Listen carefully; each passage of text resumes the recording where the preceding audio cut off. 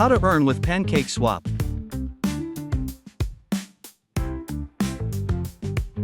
There are multiple categories for earning with Pancakeswap. This video will focus on mining platform rewards. Under this category, there are two methods of earning. First is by pool staking, and second is farming fees by providing liquidity. Pool staking enables you to earn rewards by staking the native platform token Cake or staking other tokens to the single token staking pool, or staking LP liquidity into the farm staking pool. Token staking promotes holding of tokens and giving loyalty rewards for the optimistic stackers.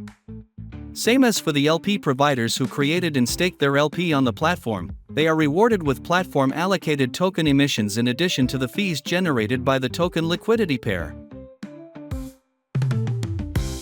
The next on earning platform rewards is farming fees by providing liquidity or LP. Liquidity is where traders interact by swapping tokens. For each swap they make, fees are generated. The more trading activity occurs within a specific token pair, the higher the fees collected by the liquidity providers. These fees are divided among the platform provider and the liquidity providers, where the largest chunk or percentage of the fees goes to the liquidity providers.